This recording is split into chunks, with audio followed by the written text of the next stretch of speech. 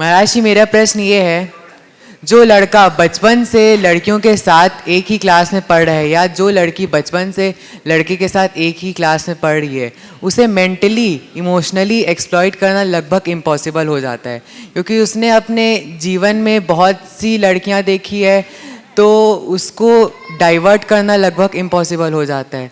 लेकिन महाराज जी, जो boys hostel में पढ़े या जो लड़कियां गर्ल्स हॉस्टल में पढ़ रही है, वो अचानक से बाहर आती है तो वो मेंटली उतनी प्रिपेयर नहीं रह पाता या नहीं रह पाती कि बाहर की सिचुएशन को फेस करे। लेकिन जो कोएड स्कूल में पढ़ते हैं वो हमेशा ऐसी सिचुएशन को फेस करते हैं।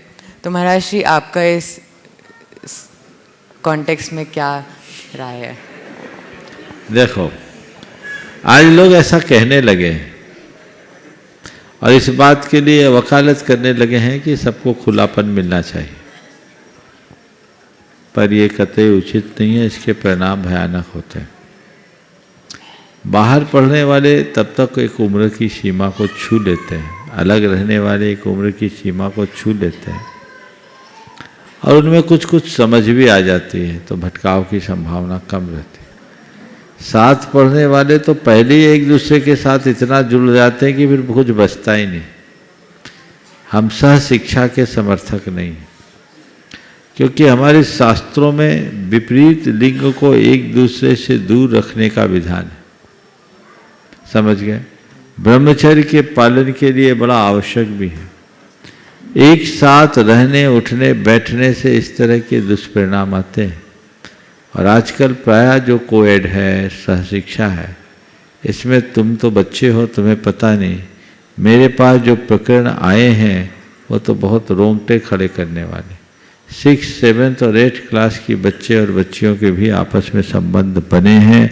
मुझसे प्रायश्चित लेने के लिए आए। और क्या करोगे? आज का समय उचित नहीं है और उसमें जो भोगवादी मनोवृत्ति है वो और आग में घी डालने का काम करते हैं। इसलिए कतई उचित नहीं है, प्रोत्साहन करने योग्य नहीं है। लड़के और लड़कियों की पढ़ाई अलग अलग होनी चाहिए और पढ़ाई पूरी होने के बाद भी एक दूसरे से दूरी रखनी चाहिए। आजकल ये दूरी खत्म हो गई, मर्यादाएं टूटने लगी।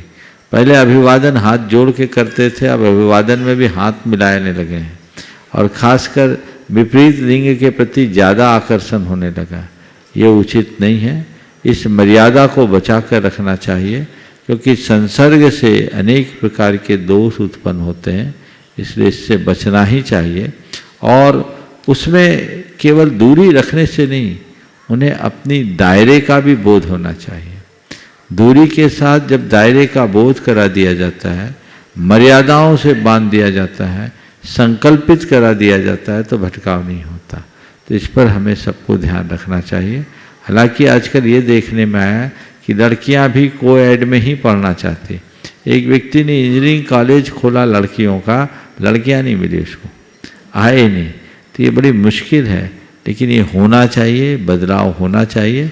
हो सकता है मुझे आप दकियानुसी कहो, ऑर्थोडॉक्स कह दो, पुराने ख्यालों का कह दो, लेकिन जीवन की सुरक्षा इसमें ही है। आज तुम तो एक स्टूडेंट हो, तुम देखते हो तुम्हारे कॉलेज में और अब तो स्कूल्स में भी क्या होता है। साथ में पढ़ने वाले लड़के और लड़कियों के बीच में कितनी पवित्रता रहती है, कितनी मर्यादाएं रहती हैं। उनके पास बचता क्या है? सब कुछ छिन्न भिन्न हो जाता है। तो अपने चरित्र को खोकर कोई कैरियर बना भी लिया तो क्या बनाया, क्या पाया? जीवन का मूल तत्व तो अपना चरित्र है, कैरेक्टर है, कैरियर दूसरे नंबर में। तो इसलिए जो हमारी परंपरागत व्यवस्था है उस पर पूर्ण ध्यान होना चाहिए और बच्चे और बच्चियों को दोनों को इस तरह से परिपक्व बनाना चाहिए कि विवाह पूर्व शुद्ध दृढ़ ब्रह्मचर्य का पालन करे। गृहस्थाश्रम में प्रवेश करने के बाद ही वह अपने सांसारिक जीवन की शुरुआत करे, ताकि उत्तम संतान का जन्मदाता बन सके और संस्कारों को आगे फलीभूत कर सके। ये जो चीज़ें हैं, नहीं आजकल तो सबको साथ साथ काम करना है। और जो तुमने तर्क दिया कि एकदम से हॉस्टल्स में अलग अलग पढ़ने वाले जब एक दूसरे से मिलते तो भटकाव होता है। मैं मानता हूँ ऐसे का भटकाव एक आध के साथ होता होगा। क्लास में कोएड में तो न जाने किसकी कितनी गर्लफ्रेंड होती, कितनी बॉयफ्रेंड होते, बोलो होता है नहीं। और फ्रेंड कहाँ रहता, वहाँ गर्ल और बॉय आ गया। गर्ल और बॉय आना ही किसी और मानसिकता का उदाहरण है, समझ गए। तो ये सब चक्करों में बहुत धोखा भी होता है, इससे बचना चाहिए। राशि लेकिन बोलते हैं कि हमें फ्रीडम चाहिए लाइफ में, इसे रिलेशनशिप में आ जाते हैं, शादी के चक्करों में क्यों पड़ना है। हाँ तो बोलो फिर जानवर में और तुम में क्या अंतर है? जानवर बनकर घूमो, उसमें क्या है? फ्रीडम तो जानवरों को है, इंसानों को क्या है? वाकई में जो इस तरह की फ्रीडम की वकालत करते हैं वो जानवर बन जाते हैं। इस बच्चे ने जो सवाल किया, ये आप लोगों के अंदर से उभरा हुआ सवाल बेबाकी के साथ किया, इसके साहस की सराहना करना। ये सवाल इसने जरूर किया, लेकिन ये इसके अंदर ऐसे संस्कार नहीं है, नहीं तो तुम सोचोगे ये लड़का कैसा निकल गया। ये लड़का बचपन से जुड़ा हुआ है, बहुत अच्छे संस्कार है, लेकिन जो चीज़ें बाहर फेस करता है वो यहाँ रख रहा है, इसलिए इसको ध्यान में रखना चाहिए। या ऐसी फ्रीडम की कोई ज़रूरत नहीं, हमें स्वतंत्र बनना है लेकिन स्वच्छंद नहीं, समझ गए। हमें एक व्यवस्था के साथ चलनी चाहिए, मर्यादा में चलना चाहिए। पशुओं में भी स्वतंत्रता होती पर पूरी तरह नहीं, वे और किसी बंधन में बंधे या न बंधे, प्रकृति के बंधन में जरूर बंधे रहते हैं। मनुष्य के साथ तो वो भी बंधन नहीं बचा। उन्मुक्त यौनाचार कतई उचित नहीं है। जो हमारी परंपरागत व्यवस्था है उसे अपनाना चाहिए। ये तो हमारी संस्कृति पर एक बड़ा कलंक है।